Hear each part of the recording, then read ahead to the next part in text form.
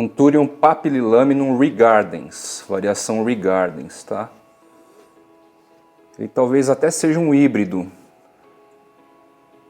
De qualquer forma, estou com a frutificação aqui e um dos frutos liberou hoje, dia 21 de janeiro de 2024. Saiu desse buraquinho aqui. Às vezes, os frutos em geral amadurecem mais ou menos ao mesmo tempo e tem vezes que não. Tem vezes que vai liberando aos poucos assim. Varia de caso para caso. Vamos ver primeiro quantas sementinhas vieram. Vocês vão saber no futuro breve aí híbrido do que, tá certo? E vamos seguir os procedimentos então. A partir de hoje, com certeza, os frutos vão começar a liberar. Rolou o amadurecimento. E na sequência, vou fazer um comentário a respeito do desenvolvimento dos frutos a partir de algumas conjunções aí, de algumas equações de fatores climáticos que ajudam a gente a ganhar produtividade também. Frutinho bem característico da espécie Papillilaminum, tá? Ele é bicolor assim. Essa parte da base do fruto, ele é um roxo bem escuro, quase preto. É um arroxeado e branquinho assim.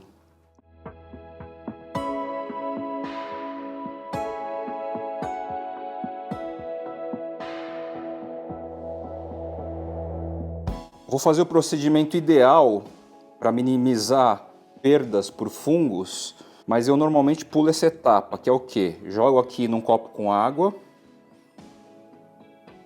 Vou enchendo assim, esvaziando aos poucos, algumas vezes como se fosse lavar arroz, sabe? Embora hoje praticamente não se lave mais arroz, mas é assim. Arroz japonês ainda lava. Enche, dá uma chacoalhadinha, vai esvaziando. Algumas vezes vocês repetem o procedimento. Se eu tivesse aqui com 30 sementes, seguiria pelo mesmo procedimento, num copinho único. Isso vai ajudando a descolar a polpa da fruta, porque a polpa da fruta, ela vem aí com condições e funções para hidratar a semente, num contexto natural, né, em hábitat. Contudo, ela aumenta muito a incidência de fungos. Então, como a gente está aqui num contexto controlado, a gente pode retirar. Deixa uma semente cair. Estão aqui as duas sementinhas. E agora eu passo para uma peneirinha. É uma peneirinha com os espaços bem fininhos, bem pequenininhos, tá? Porque nesse caso a semente é grande. Bem grande, aliás. Agora você imagina quando as sementes vêm pequenininhas, tá? O tamanho de semente varia também de acordo com o nível de maturidade da planta-mãe, tá? Como o Papillilaminum é um adulto já cuja maturidade atingiu o ápice, assim, em termos de tamanho, as sementes então vêm já um tamanho máximo. Se fosse o mesmo Papilligardens médio ou menor, pode normalmente frutificar, só que aí as sementinhas vêm proporcionalmente menores, tá? É basicamente isso. Legal.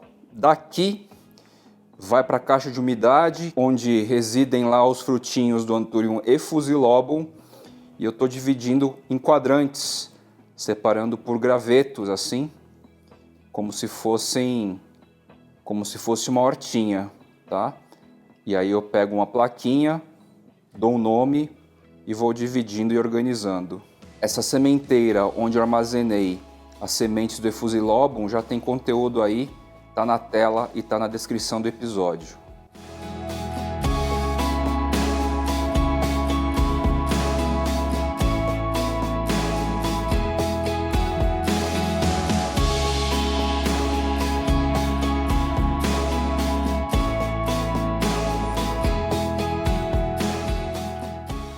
Esse mesmo indivíduo que gerou a semente em épocas diferentes, condições climáticas diferentes. Ele pode trazer aí tempos diferentes também para a frutificação, tá? Não quer dizer que ele vai ter sempre um padrão certinho para a formação dos frutos até o amadurecimento deles. Isso serve para todos os indivíduos, de uma forma geral. Como este cara aqui, no caso, ele está mais enfraquecido, com menos energia, né? Mostrei o caso aí do Anthurium afibes.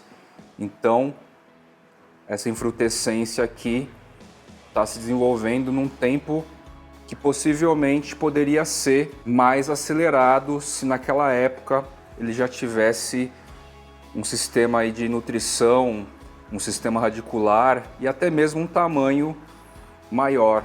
O que estou querendo dizer é que tem dois aspectos. Primeiro, cada espécie aí tem um tempo de produtividade, né? Por exemplo, a gente sabe que o Anthurium clarinervium é uma espécie cujos frutos demoram bastante aí para se desenvolver até o amadurecimento, e tem outros caras aí, outras espécies que são mais rápidas. Essa é uma variável. A outra variável é que, dependendo do clima, do indivíduo, da qualidade de nutrição do período, da temperatura, o desenvolvimento dos frutos podem ter aí mais demora ou mais celeridade. Vai depender muito do clima e do contexto, a época que for polinizado, tá? Eu estava com essa chapa de madeira aqui, ela estava parada, eu resolvi fazer uma bancadinha aqui, melhorar o espaço para essa área de polinização, que no final também vai ser uma área de distribuição das plantas aqui à frente do rack, tá? A condição de luminosidade nesse espaço aqui, em termos de FC, em termos de intensidade, está bacana. A gente tem projeção daqui e projeção das 4 hélices.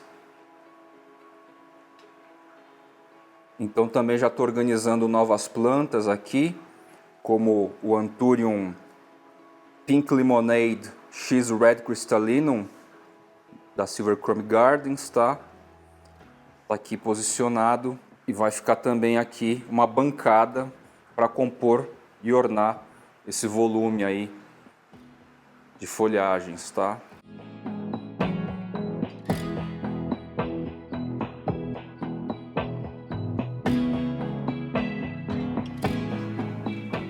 Dos 30 e poucos graus que estava aí há 2 dias atrás, hoje a gente está a 20 graus, são 10 e pouco da manhã. 20 graus é uma temperatura muito interessante, é uma média aí de subbosque, tá?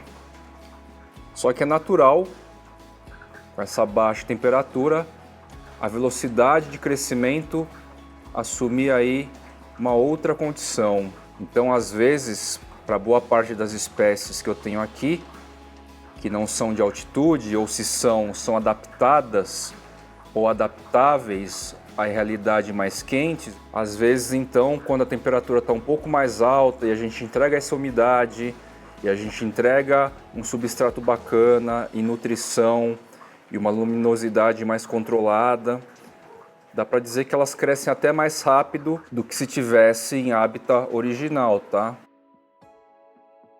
O controle maior que a gente tem numa condição indoor, dos aspectos de tempo de exposição da luz, os nutrientes, a nutrição, a umidade, esse controle maior também nos aponta para condições de um crescimento fora de série, assim, em relação a hábitat original, tá?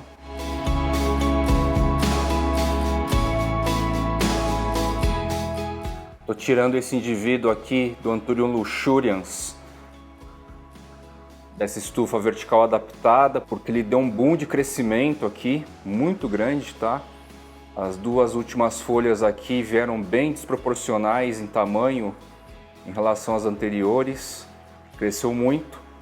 O vaso está pequeno, eu dou uma leve apertada aqui, eu sinto as raízes já encostando as bordas aqui, tá? Tá bem rente, então vou fazer uma troca aqui de vaso e vou aproveitar e já reposicioná-lo deixando aqui na nova bancada. Olha só como o vaso já estava bem apertado, tá? Muito volume de raiz. E tudo isso se desenvolveu nos últimos dias aí. Esse cara tá comigo aproximadamente 1 mês e meio, 2. Duas novas folhas deram um salto de crescimento e essa produção aqui massiva de raiz, tá? Ele merece morar nesse padrão aqui de pote, tá? Transparente, no qual eu realizo os furinhos com um soldador, com a pontinha de um soldador. Enquanto o soldador está aquecendo, eu estou estudando a ideia de pegar um clips desse, tá? Tem a base adesiva, bem resistente, bem durável. Ele fecha assim. E estou pensando em fixar um aqui, é um projetinho bem light. Fixo um aqui no gesso, no teto, para dar caimento assim, esses fios das lâmpadas 4 hélices, e para trazer um terceiro ponto de iluminação mais ou menos aqui, sobre essa bancada, mais ou menos no centro, só para dar uma reforçada aí com uma terceira lâmpada 4 hélices, tá? É uma reflexão que eu estou fazendo. Por enquanto eu vi que nessas condições tem se desenvolvido bem tudo, tá? As plantas que estão aqui, que eu separei prioritariamente para fazer polinização, elas também estão desenvolvendo bem. Fase vegetativa é bem visível aqui também. Mas talvez com volume de planta, folha fazendo sombra sobre a outra, um terceiro ponto de grow light seja necessário aqui para compor. Estou estudando aí a possibilidade. Tá aqui, ó, muito prático de fazer, tá? É um plástico relativamente mole, fácil de furar. Realizo furinhos assim aleatórios, tá? Às vezes mais, às vezes menos, sem uma regra muito fechada. Aqui embaixo fiz furos, fiz nas bordinhas, nas quinas aqui também, tá? Pra gente ter uma boa aeração aí das raízes. Outra vantagem desse pote translúcido assim é que a gente acompanha muito bem o desenvolvimento das raízes, tá? E a gente não percebe nenhum tipo de reação negativa de fototropismo, pelo menos não nas aráceas em geral aí, tá? Reação negativa de fototropismo significa o quê? Que algumas raízes aí, quando enxergam a luz, quando percebem a luz, elas vão no sentido oposto da luz. Se isso acontecesse com os anthuriums, por exemplo, ia ser ruim, porque os caras iam escapar para o centro do vaso, né? Querer fugir, entre aspas, para o centro do vaso. No caso, não rola fototropismo negativo. Às vezes eu até acho que elas preferem encontrar espaços próximos dos buraquinhos. Eu acho que as raízes até sentem, em algum nível, a presença maior de oxigenação. Se a gente lê aquele livro do Stefano Mancuso, ele mostra o quanto as raízes aí são a parte cerebral das plantas, tá? Isso resumidamente falando.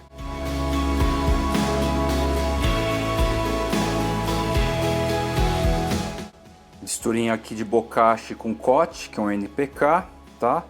Ambos de lenta liberação e absorção, e salpiquei aqui já no vaso sobre, tá? Vou fazer a rega em abundância e também borrifar Monstera Lab.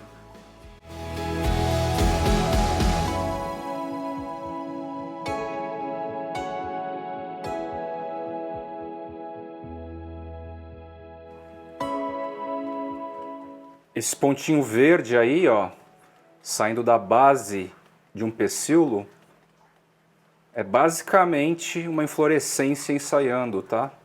Vamos ver se ela vai se desenvolver realmente. Tá aí essa variação do Anthurium luxurians. Se vocês notarem, ela é um pouquinho diferente da forma típica. Ela tem essa característica de ter os sinos mais abertos, né? A folha é um pouco mais triangular e a tonalidade das lâminas foliares são um pouco mais claras. Um verde prateado, assim, algo como silver leaves. Isso é uma característica deste indivíduo que, como eu levantei para vocês, eu não sei se é uma variação por fenótipo ou se é realmente uma variabilidade genética expressiva aí se apresentando, tá? A forma mais típica do Luxurians é menos deltoide, é mais ovalada a folha, né? Os sinos não são tão abertos assim e a tonalidade é mais escura, algo como esta variação do Papililaminum, tá?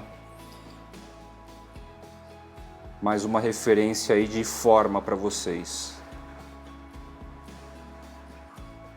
Outra vantagem assim desses vasos translúcidos, desses potes translúcidos, é que olha só como a gente nota, eu fiz uma rega bem abundância 2 vezes, mas por causa do efeito de repelência, né, de alguns insumos aqui, a água ela escapa e não molha necessariamente todas as partes dos insumos, né? Então às vezes está fazendo a rega no seu pote, não enxerga esses detalhes, então a água acaba perpassando por partes meio que já marcadas por ela, né? Então o pote transparente nos dá essa visualização, e aí mais um motivo para eu deixar essa aguinha na base, tá? Porque a partir dos furinhos aqui da base, por osmose, a água vai subindo aqui e vai resolvendo a questão da densidade aqui, da repelência de alguns materiais.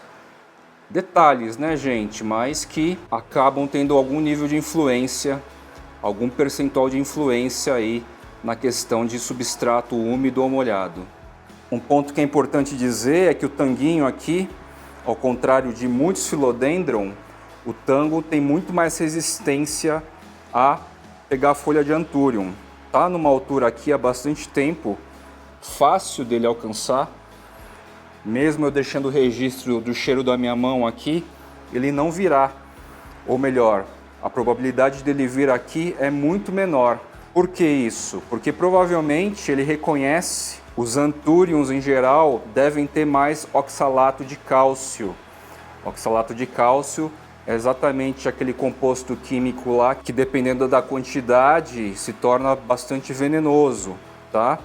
É comum nas aráceas um nível de concentração de oxalato de cálcio. Normalmente são os Philodendrons, até mais que as monsteras, os principais alvos aí de mastigação do tango quando ele resolve pegar. Não é uma regra assim constante. De vez em quando ele resolve pegar uma folha ou outra, e quando é uma folha ou outra é normalmente de Philodendron, tá? Anthurium é muito raro. Eu já vi ele pegar alguns Anthuriums Bird's Nest.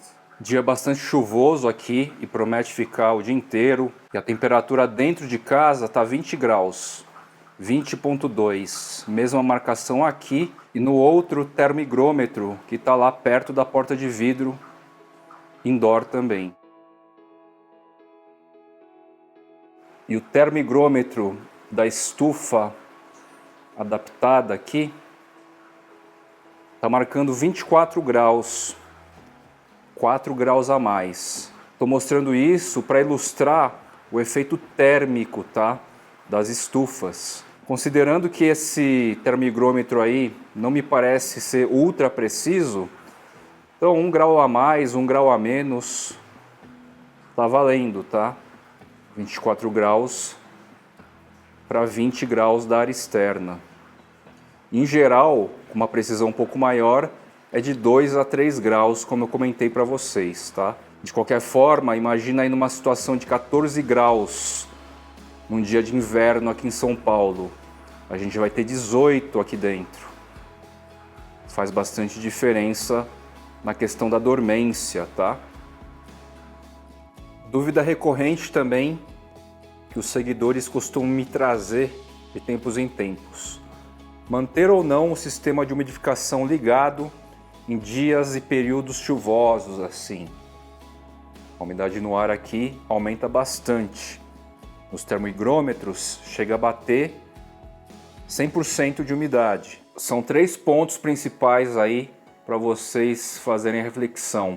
Se vocês têm aí na casa de vocês móveis, estruturas que com um pouquinho mais de umidade pode estragar, esse é o primeiro inconveniente então, porque a umidade realmente se intensifica bastante em dias chuvosos quando vocês deixam os umidificadores ligados, tá? Essa névoa extra visível é basicamente a junção da névoa natural do umidificador com a própria umidade do ar já, as gotículas que a chuva traz aí. Segundo ponto, vocês têm mais intolerância ao ar mais úmido.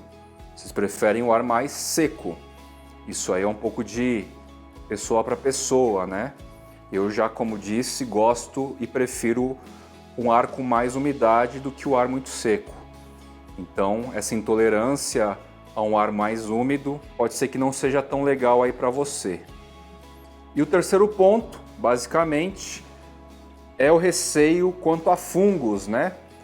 Calor e umidade é um caldo interessante aí, é uma mistura interessante para a proliferação de diversos fungos, a maioria pouco nocivos, a maioria até bom aí para as plantas, e alguns, aquela meia dúzia, 3, 4, que podem ser nocivos, e você tem paranoia, você se preocupa bastante com fungos. E aí, se você não tem um sistema de nutrição eficiente para que o próprio metabolismo das plantas esteja bem equilibrado e faça com que o fungo seja uma mera ocasião, ou seja, se você não tem um sistema eficiente de nutrição contínua aí, também é bom deixar os umidificadores desligados em situações de muitas chuvas aí.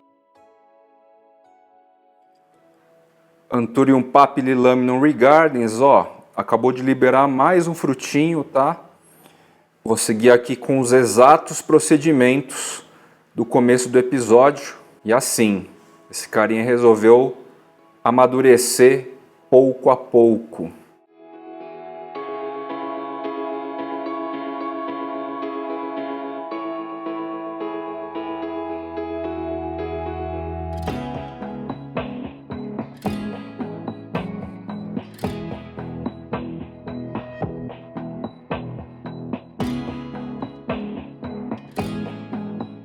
E daí que um seguidor pediu para que eu fizesse um episódio dedicado aí a falar sobre tudo de tudo que eu utilizo aí para o cultivo das minhas plantas.